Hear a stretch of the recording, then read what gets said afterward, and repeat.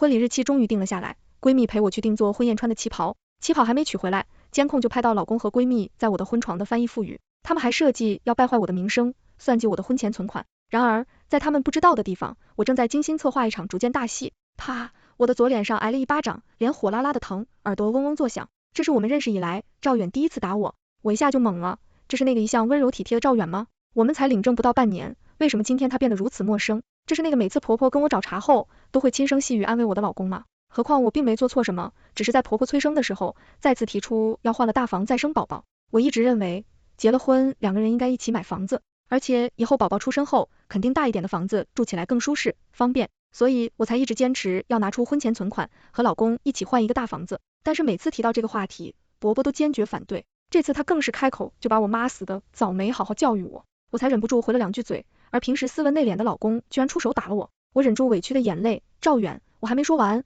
一旁的婆婆就上来推了我一把，我没站稳，摔倒了，我又惊又疼，瞪大眼睛看着这对母子，你还瞪我，你就是没妈没教养，你嫁给小远不就是图他房子和北京户口吗？我让你给小远买个车，你天天说要买房，我让你赶紧给我生孙子，你还是说要买房，你当我不知道呢？你会有小远卖的这房，再跟你一起买大房，不就是为了分小远的婚前财产吗？我告诉你，想都别想，要么乖乖给我生孙子，要么滚蛋。说完，拉着老公进了自己的房间，重重摔上门。在这过程中，赵远一言不发，我在地上躺了不知道多久，直到听见婆婆房间传出了低语声。我本来想起身回房间，脚却像不受控一样走到婆婆门前，我把耳朵贴近，妈，你也看见了，都是以前你们让我哄她，结果她当真了，这是赵远的声音，我要是真换了房，那就从我们婚后财产了。你明知道，我当初是为了小美才买房的，小美是谁？还没容我思考这个问题，赵远他妈开口了，小阮，妈没想到看走眼了，还以为他老实，他以为他多金贵呢，要不是他有钱，妈能忍到现在，结婚证都打了，他还说什么婚前存款都得给我吐出来，他妈早就死了，他后妈还有儿子，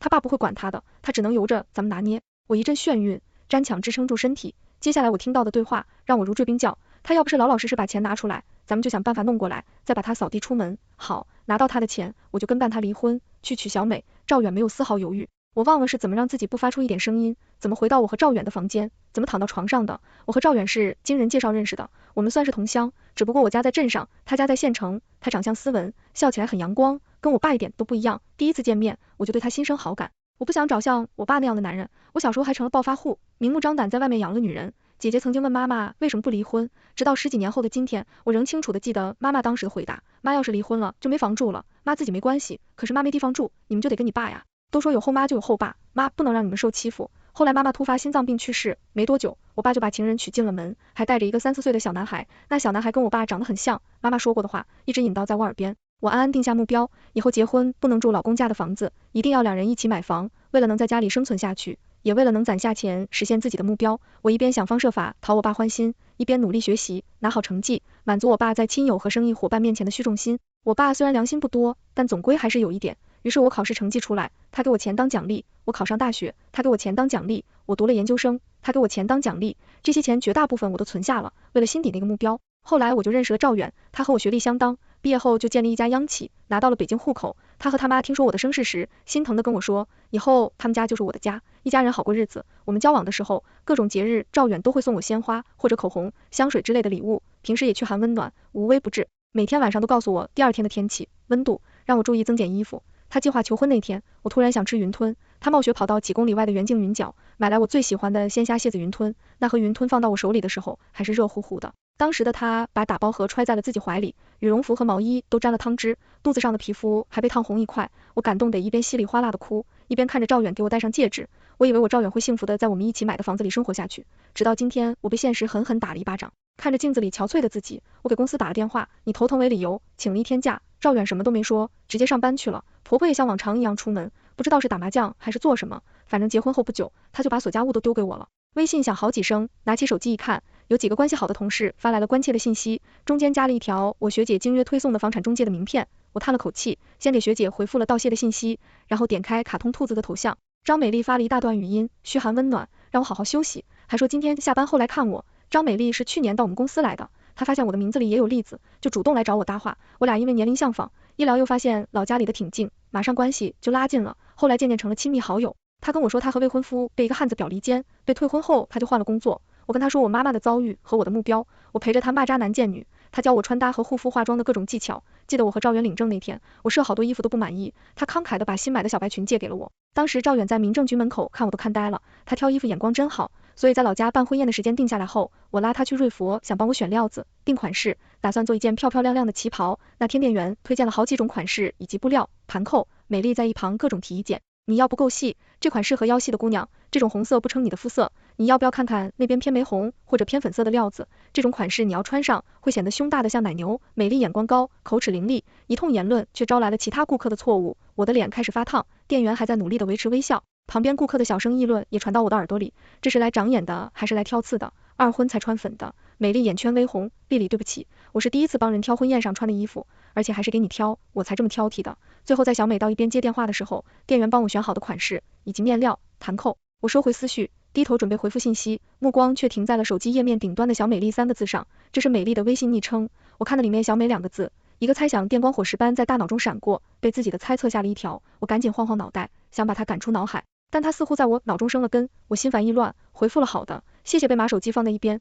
整整一天我都在胡思乱想中度过，到了傍晚，头真的疼了起来，老公和婆婆还没回来，美丽来了，她进门就熟门熟路的化好拖鞋，把手里的水果放进厨房，又洗了洗手，用我的一次洗脸巾擦干。因为脑子里那个猜想，我忍不住观察她的一举一动，然后真觉得不对劲起来。她就租住在我家对面的小区，我邀她来家里玩过几次，虽然她对我家比较熟悉，但这一连串动作简直熟练的跟回自己家差不多。赵美丽扭头，我们刚好对视，她从我眨眨眼睛，拉着我的手坐下，开口说，丽丽，不是我说你，你和赵元都领证这么久了，房子写水名，存款归水管，还至于吵架吗？男人都喜欢温柔听话的女孩子，你这天天光想着赚钱买房，赵元怎么会开心吧？我教了你那么久，你只学会了好家风穿搭，心法一点没学会啊，你看你现在这份样子，蓬头垢面，脸色蜡黄，我要是你老公，我也不想理你。等等，我今天请假理由是头疼，他怎么知道我们吵架了？还有，他不是来看我的吗？怎么这么说话？听着他在我耳边絮絮叨叨，我的头更疼了。一阵电话铃声打断了张美丽，她一边从小挎包里掏手机，一边笑嘻嘻地说，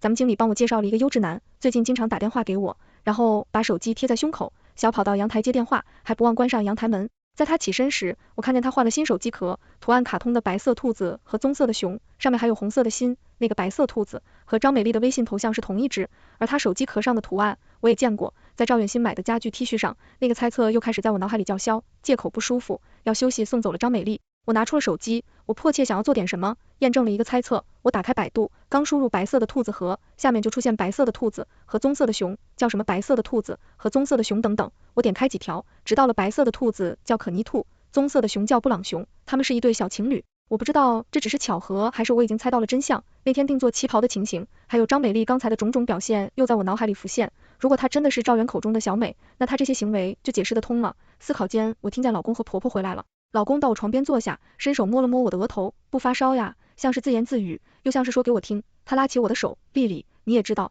我妈特别想要孙子，我感觉到她手上的温度，又想起昨晚她对我的态度，还有他们母子的对话，心里一阵恶心，很想抽出手给她2巴掌。以前我觉得她有点妈宝，不过想想，她父母在她很小时候就离婚了，他妈一个人把她带大不容易，我尽量去理解这对母子。我们领证之前，她跟我坦白，说他妈在老家打麻将，欠了不少钱，而她的钱都用来买房了。我那时憧憬着我们的美好未来，只稍微犹豫了一下，就拿出自己的一部分存款，帮他妈还债，还出钱装修他的房子。后来赵元把他妈接到北京，他妈又迷上某一里一个对口型唱歌的男网红，打赏送礼物又花好多钱，这窟窿也是我补的。那时候他把口口声声说家务我包了，你们不用操心，安心工作就好。我曾经真的有把他当妈带的想法的，主动承担了许多家务，逢年过节还给他不少钱。现在的我真想穿越回去骂当时的自己傻，我手上一使劲，赵远抓得更紧了些，别生气了好不好？你还没吃晚饭吧？我给你熬点粥。我现在还不是翻脸的时候，我得找到他出轨的实质性证据。我强逼着自己冷静下来，用虚弱的声音说，老公，我不该那么物质，只想着房子，你别生气，别不要我，你知道我家里的情况，我只有你了。虽然恶心的不行，但提起我家的情况，我还是掉了眼泪。赵远摸摸我的头，满意的出去了。不知道是真着凉了，还是心理原因，我觉得头痛嗓子哑，我借口感冒了，怕传染给他，让赵远去睡客厅。现在看见他我就有犯恶心，周围也趁他不注意，全倒进了马桶。因为心里有事，我一直睡不着。正在考虑怎么验证赵远是否出轨赵美丽的时候，我听见压低的脚步声越来越近，直觉告诉我应该装睡。我听见卧室门开了，停了几秒后又关上了，是赵远还是他妈？要干什么？我还没想出个所以然来，突然听到细微的说话声，在安静的深夜里显得有点诡异。我一下又想起昨天夜里赵远他妈说的话，心里一紧，蹑手蹑脚地下了床。为了不弄出声音，我没穿拖鞋，很小心的把门打开一条缝，对华生清晰了不少，粥里放了安眠药，他应该醒不了，只是赵远的声音。我死捂住自己的嘴，下一秒，婆婆的话让我差点忍不住叫出声。我看小美的主意不错，到时候咱们再闹大点，房里名声坏了，不赔你钱你就去告他。接下来他们说什么我已经听不到了，败坏我名声，让我赔赵远钱，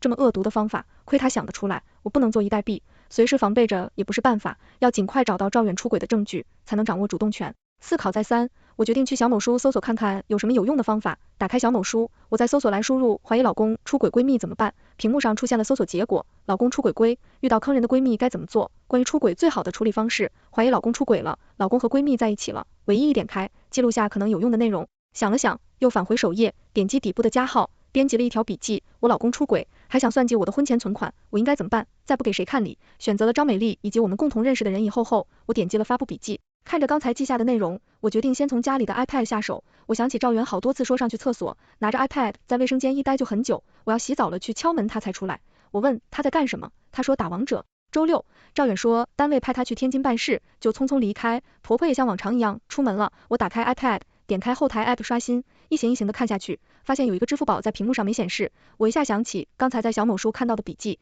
一个姐妹说她老公偷偷办了个新手机卡注册支付宝，就是用来和小三联系的。想到这，我迅速点开 App 资源库，找到那个支付宝，打开，还是登录状态，头像就是布朗熊，消息列表里可逆图的头像十分刺眼，旁边的昵称就是小美，页面上最后一条聊天记录显示，这周末他们要在酒店开房，好好享受二人世界。恶心的感觉又涌上来，比之前还强烈，我颤抖着手点开那个可逆图头像，看到真实姓名后面赫然显示着张美丽，我的猜测被证实了。我深呼吸了几下，开始翻看聊天记录，各种节假日1314、520的转账，肉麻的情话，让人恶心的聊骚，约会开房，这都在我能想到的范围内。让我想不到的是，这两人高中时就在一次市里组织的学生活动上认识了。赵远俨然申请男主，而赵美丽仿佛他爱而不得的白月光。赵远口口声声说房子是为了赵美丽买的，看到她交了北京土著男友之后，才黯然选择跟我结婚，这对狗男女戏可真多。更没下线的是，我不在家时，张美丽经常跑来和赵远鬼混，就在我和赵远的房间，在我们的床上，这两个贱人还在聊天里回味。为了一阵翻江倒海，我跑到卫生间，把早饭全吐了出来。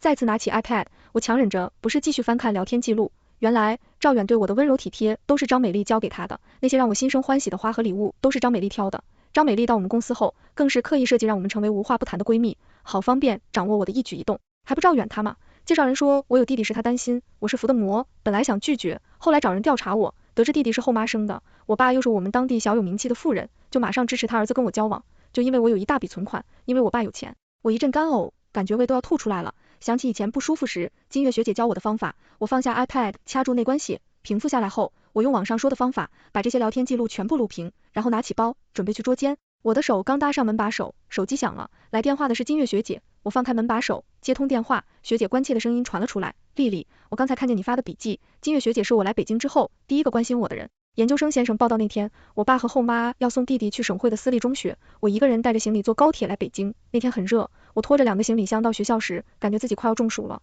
就在我难受的想吐时，学姐往我手里塞了酸梅汤和纯净水。了解到我的家庭情况后，她一直对我很照顾。听说我为了结婚后和老公一起买房再存钱，就介绍了靠谱的兼职给我，收入可观又能给简历增色那种。我还记得她当时眼神亮晶晶的说，丽丽其实你也可以考虑自己先买房的，不要事事依赖别人，可以试试自己去做。我结婚时，她喊对我包了一个大红包，就是亲姐，也不过如此了。现在听到她的声音，我的满腹委屈一下涌了出来。学姐，大概是听到我在哭腔的声音很担心，学姐一边在电话里安慰我，一边表示马上打车来找我。这个肮脏的房子我真是不想待了，也不想让学姐这么好的人进来。我把学姐带到了小区附近的咖啡厅，在隐蔽的角落位置，学姐耐心的听我倾诉。当我说出张小美这个名字时，学姐突然打断了我，你说你老公出轨对象叫张美丽？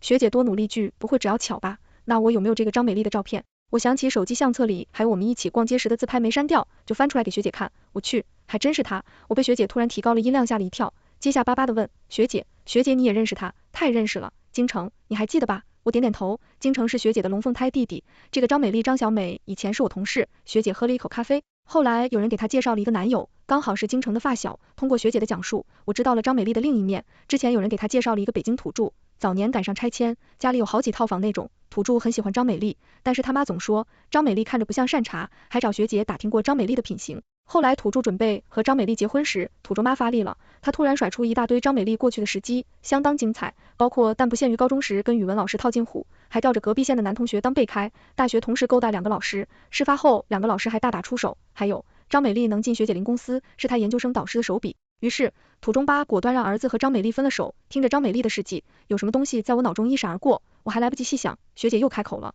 后来我上次收到一封匿名邮件，说我是汉字婊，破坏人家婚姻，经常查到那个匿名邮箱的 IP 地址是张美丽的。原来这才是张美丽被推婚的真相，她一直辱骂的汉字婊，就是对我照顾有加的金月学姐，而我竟然被她的话蒙蔽，还帮她骂过学姐，看样子她的本质饥饿又无耻，幸亏学姐的电话打断了我去捉奸的计划，不然贸然过去，也许吃亏的反而是我。不过比起捉奸的事，眼下我更关心学姐的声誉是否受损，我急切地问学姐，那你在公司有没有受到影响？学姐拍拍我的胳膊，她顿了顿，本来我想以牙还牙，我爸妈非让我别做太绝，发小他妈去出手，他找到我们公司，把张美丽的事迹呼噜我上次一脸，学姐的上次把张美丽劝退了，所以她成为我同事。学姐说完，我们2个面面相觑了几秒，又突然同时开口，说起来，那个备胎男同学是不是你老公？我感觉赵远就是当年那个备胎，可能我们的声音有点大，周围的人朝我们这边望过来，我赶紧压低声音，对不起学姐，我那时候不知道张美丽的真面目，还跟她一起骂过，没事，她这人挺会装的。学姐面色如常，但我能感觉到她很生气，早知道她走人了，还给我泼脏水，当初就该给她曝光。她看着我，丽丽，她那些黑料我电脑还存着一份，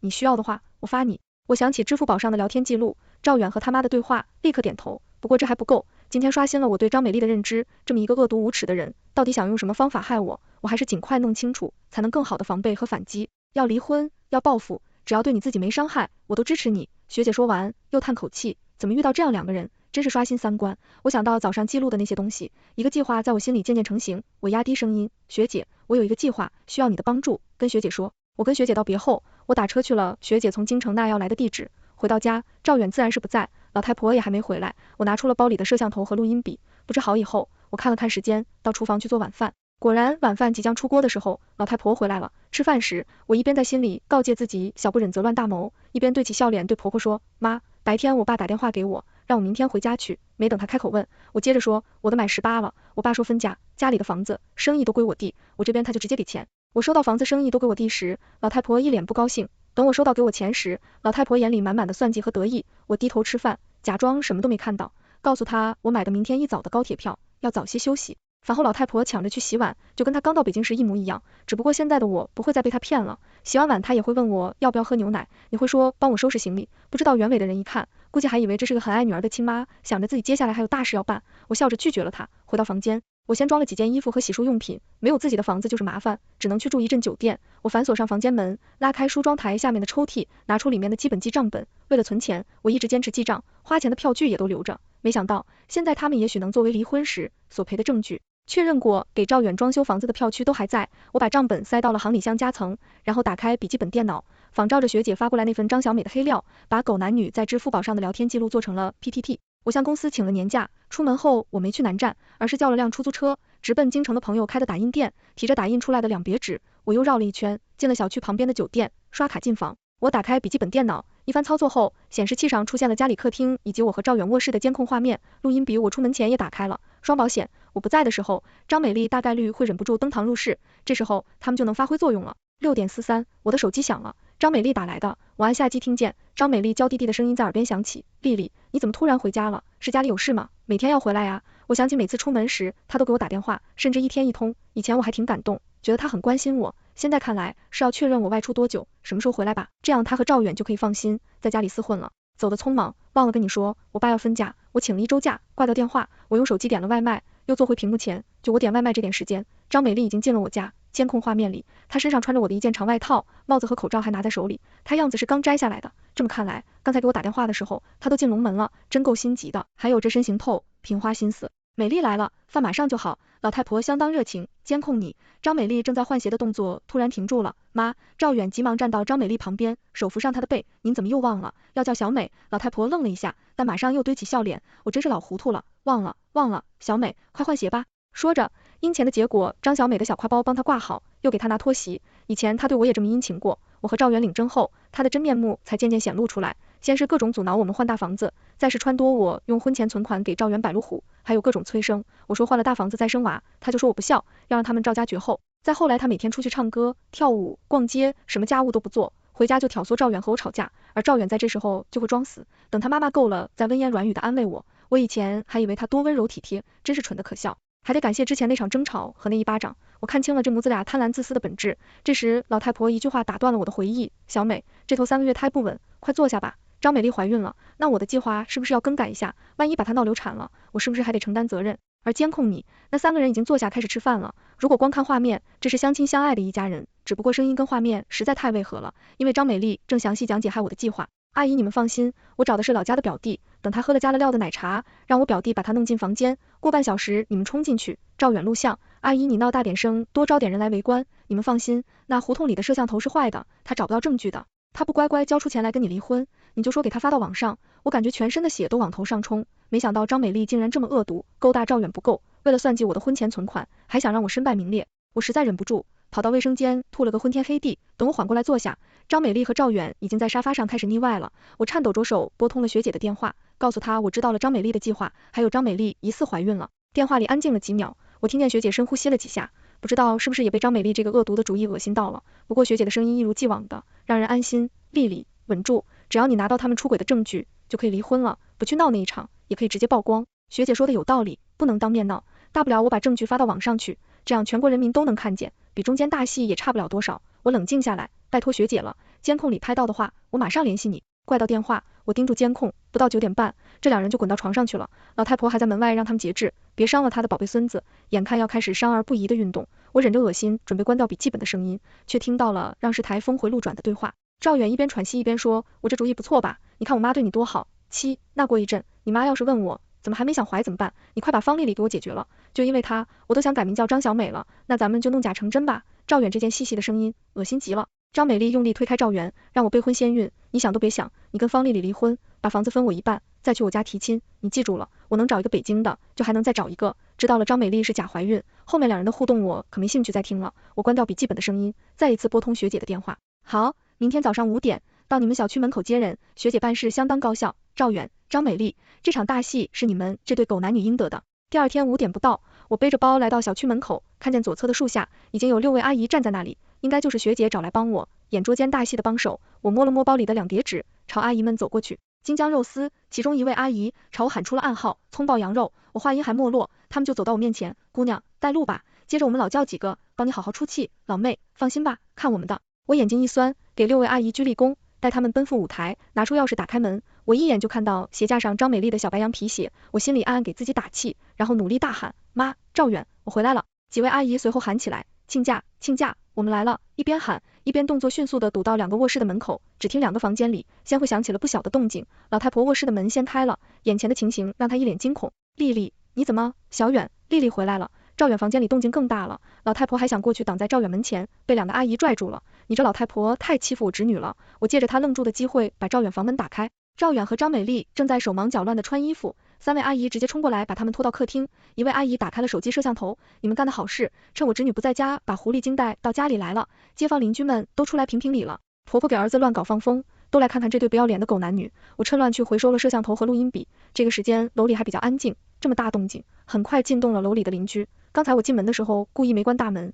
现在门口已经有人想一探究竟了。老太婆挣扎着想去关门，2个阿姨根本不给她机会，不知道是不是情绪之下的人的反应会比较快。老太婆好像突然明白了眼前是怎么一回事，她脸一仰，朝我啐了一口，我堪堪躲开，一连串的叫骂就朝着我来了。方丽丽，你这个没家教的小贱人，这几个都是你过来闹事的吧？你在北京哪有什么亲戚？你不就是想闹一场，逼小远在房子上加你名吗？小远找别的女人，全都是让你逼的。我一直盼着孙子，你倒好，一直挑唆小远不要孩子。你以前看不上我家小远，后来知道他们单位给他解决了北京户口，才不要脸的贴上来。要不是你当时装怀孕，我才不会让你这个克死其妈的扫把星进我家的门。我听见他又提起我妈，感觉一阵头晕目眩，手也不收空地开始发抖。门外围观的人越来越多，有人还在小声议论。好在阿姨们很给力，听听这说的是人话吗？你儿子给我侄女捉奸在床，这些房邻居都看见了。这老太太是挂不住脸了，狗急跳墙编排我侄女，上梁不正下梁歪，有这种妈，难怪儿子出轨。我感觉手上一阵疼痛传过来，原来指甲已经掐进肉里了。眼角余光看到门口聚的人越来越多，不少人已经举起了手机。这场大戏是我策划的，学姐找来的阿姨不遗余力地帮我，我不能在这手掉链子，给我泼脏水，想抢占道德制高点是吧？我也会。你这些话是从何说起呀？我使劲又掐一把自己的手，眼睛又点湿润了。我自从跟小远结婚，任劳任怨，你的内裤都是我给你洗的，是你说怀上了先回老家找人照 B 超，要是女孩就打掉，我不忍心，想说服你，男女都一样再生的呀。门外的邻居们开始支持点点，前排的脖子都快湿到门里了，这都是现成的群演啊。我从包里掏出一叠纸，朝着门口一撒，麻烦各位邻居做见证，这是我给婆婆的转账记录，还有当时装修这房子的票据复印件。我很小的时候我妈就去世了，我一直把婆婆当亲妈带的，我不知道他们为什么要这么对我，人群里一片责任，这姑娘也不容易呀，这些东西都留着，也是防着老公婆婆吧，挺有心机。你是没闺女才这么说，我今儿回去就告诉我闺女，以后结婚也得多长点心眼，看到我有实据，而老太婆只会狂吼，多数邻居倒向我这边。老太婆见状，一屁股坐到地上开始干嚎，我不想再看她的嘴脸，你偶头去看那对狗男女，现在什么样子？只见张美丽紧紧捂着脸，赵远被一位阿姨拉住，还努力的用身体去挡着她，果然白月光的待遇就是不一样，这时候还想着互助。我思考着，闹到这程度已经起到了效果，狗男女的聊天记录还用不用拿出来？突然被一个阿姨抱住，把头按在了她怀里，哭。阿姨小声说完，又高声道：丽丽别怕，今天有姑在这，谁也别想欺负了你，姑给你做主。我摸在阿姨怀里装哭，装着装着我想起了结婚后的种种委屈，眼泪根本止不住。门口的人更多了，新过来的人小声问发生什么，这男的趁媳妇不在家，把小三带到家里鬼混，媳妇娘家人上门来住监了。据说婆婆喊你儿子小三望风，咱们小区怎么有这种伤风败俗的人呢？这媳妇嫁到众人家支持倒霉，门外邻居们支持点点，门里阿姨们吵着要讨说法，场面混乱无比。老太婆白眼一翻，十分做作的晕了过去。我不是鹦鹉人员都能看出是装的，阿姨们则十分默契的见好就说：子女，咱们走。说完丢下那3个人，拉着我远离的是非之地。我向阿姨们道过谢，跑回酒店房间，马上联系了学姐介绍律师。过了一会，赵远的电话就来了，我刚按下机，听见他气急败坏的声音就传了出来：方丽丽，以前我怎么没发现你这么恶毒？你这么一闹，让小美怎么见人？妈都被你气晕了。张美丽在她心里分量够重的，都排在她妈前面了。她还话还没完，我就听见气晕的老太婆的叫骂声：小贱人，你就是有妈生没妈教育，还想让小远赔你钱，你做梦！你跟你那个温暖妈一样，由不住男人，是你们没本事，凭什么害我们家小远？够了，我从来没在这母子俩面前这么吼过，他们大概是呆住了，电话里一时没个声音。骂我可以，骂我妈不行。赵远，你婚内出轨，你们母子还和张美丽一起设计害我，这些事我都有证据，你签了律师发过去离婚协议，我就不给你曝光，不签我就走法律程序，还要把你们的丑事全发到网上，让全国人民来评理。老太婆嗓子都破音了，小贱人你给我等着，我也不跟他客气，我等不及了，告诉赵远赶紧签字。挂到电话，我又翻出一段监控视频发给了赵远。赵远和他妈都是挺爱面子的人，一定不想闹得人尽皆知，他们看到视频应该会同意我的条件，签字离婚，更何况我只是要求他们返还这些年我为他们花出去的钱，至于拍到那些名场面的邻居们会不会把视频传到网上，那我就管不着了。只不过我还是低估了张美丽的无耻和恶毒程度。挂断赵远的电话没多久，张美丽的电话就来了，电话里她带着哭腔：丽丽，对不起，丽丽，我可以解释的，你给我机会解释好不好？我现在听见她的声音就犯恶心，解释什么？解释你为什么跟我老公搞到床上？电话那头继续阴阴：丽丽，我知道你现在特别想离婚，只要你给我机会解释，我会劝赵远签字。我看他这一看事情闹大了，迫不及待想要名分吧。最后我答应张美丽明天中午12点在公司旁边的小公园见面，她才不再纠缠。狗男女之相见而来的电话让我心情很不好，我握紧沙发，拿起手机想点杯奶茶，学好准备下单的时候，我突然想起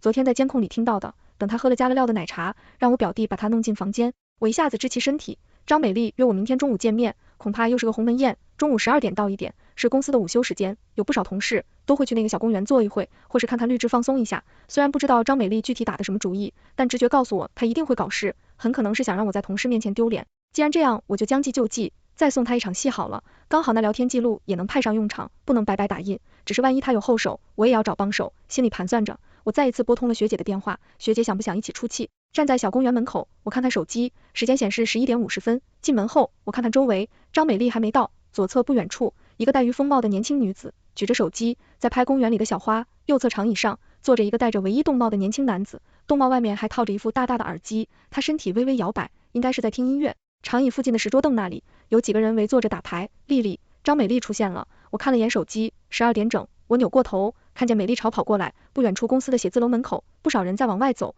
有几个正是朝的公园方向来的。张美丽进了公园，那几个同事也走到了门前，我看着张美丽走到我面前，突然她扬起手，一巴掌就朝我脸上打来。方丽丽，你这个心机婊，我早有防备。她的手距离我脸还有几公分的时候被我抓住了，我用力一甩，她被甩了趔趄。那几个同事听见动静围了过来，看到我很惊讶，小芳，你不是休年假回老家了吗？怎么在这呢？是啊，你们俩在这干什么呢？不等我开口，张美丽突然指着我的鼻子大叫，方丽丽，你这个不要脸的狐狸精，他那张精致的小脸现在说不出的狰狞，你还有脸说我是小三？你才是！我跟小远亲喂竹马，本来能从校服走到婚纱的，你这个心机婊，贪图赵远的北京户口，假装怀孕才上位的。几个同事在一旁吃起了瓜，什么情况？还有人摸出手机，这发到网上，能不能上个热搜？我气得都想笑了，还从校服到婚纱，快别侮辱这话了，懒得跟张美丽废话，我选择直接上证据，正好几位同事在，让大家看看，到底谁是小三，谁想靠假装怀孕上位。我拿出手机点击播放，赵远和张美丽那段假装怀孕的对话清晰地传了出来，不知道谁说了一句，真刺激，我按下暂停，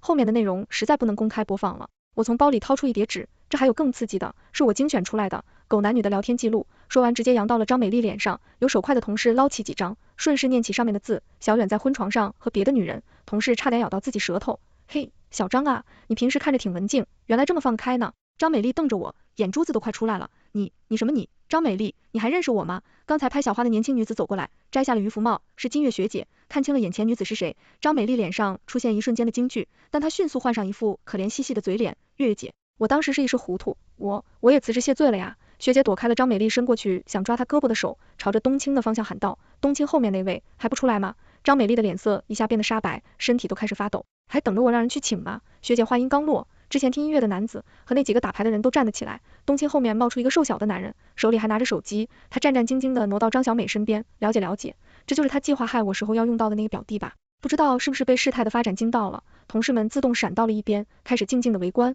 没人再说话。金月学姐看着他们，几位就是张美丽现在的同事吧？作为她的前同事，我劝几位一句，都提防她些，当然不知道哪天就被她泼一身脏水。学姐条理分明的把张美丽从前那些所作所为讲了一遍，说完，学姐也甩出一叠纸，几位不信的话，我这边也有证据。说完，拉着我转身离去。听音乐的男子和打牌的那几个人也各自散去，留下脸色惨白的张美丽，还有她表弟，以及吃瓜吃到撑的同事们。我成功和赵远离婚了，除了拿回之前花出去的钱，律师还为我争取到一笔赔偿金。张美丽上次搬起石头砸了自己脚以后，我们3个人的事在公司传得沸沸扬扬，她请了长假，不知道她那个导师会不会帮她换个工作。我不喜欢同事看向我的眼神，仿佛在看一个婚姻失败的可怜女人。以前的我可能也这么想自己，但现在的我不会了。我办理了离职手续，到之前学姐介绍我实习的公司报道，学姐说我实习的时候，那边的项目经理就很看好我，现在非常欢迎我加入。换了新的环境，我开始重新审视自己生活和目标。地理，其实你也可以考虑自己先买房的，不要事事依赖别人，可以试试自己去做。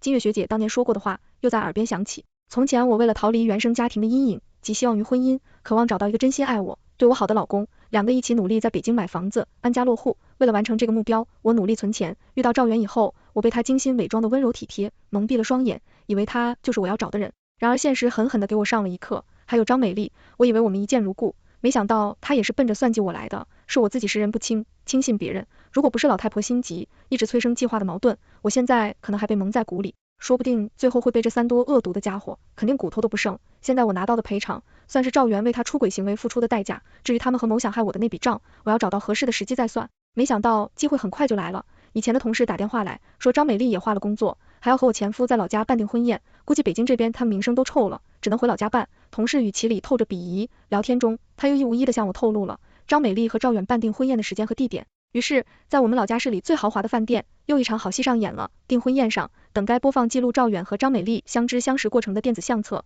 被换成张美丽自高中时代开始的种种黑料，还有张美丽和赵远那段假怀孕的对话。在双方亲朋的一片哗然中，老太婆像疯了一样叫骂着朝张美丽扑了过去。小贱人，你敢骗我，小远为了你名声都毁了，你给小远灌了什么迷魂汤，哄得他跟你一起骗我。一边叫一边扯着张美丽的头发，伸手去抓她的脸。没想到张美丽平时一副弱不禁风样子，原来买个水果都让我帮忙拿，此时对赵老太婆竟然丝毫不落下乘。赵远看起来很想去保护张美丽，但老太婆和张美丽出手都十分凶悍，他完全拉不住，只好一直说妈别打了，美丽咱们有话好好说。在场宾客也只是做做拉架的样子，嘴上说着有话好说别打的之类，在周围津津有味的吃起了瓜。距离打斗现场比较远的，甚至还站到了椅子上。我压一压棒球帽，走出饭店，把这场闹剧甩在身后。狗男女订婚宴上的事很快在老家传开，我爸听说后，默默的给我的银行卡赚了好几十万，我买房的负担一下减轻了不少。第2年春天，我终于搬进了自己的房子。当天，以前的同事打电话来分享他听到的八卦，据说赵远向张美丽提出分手，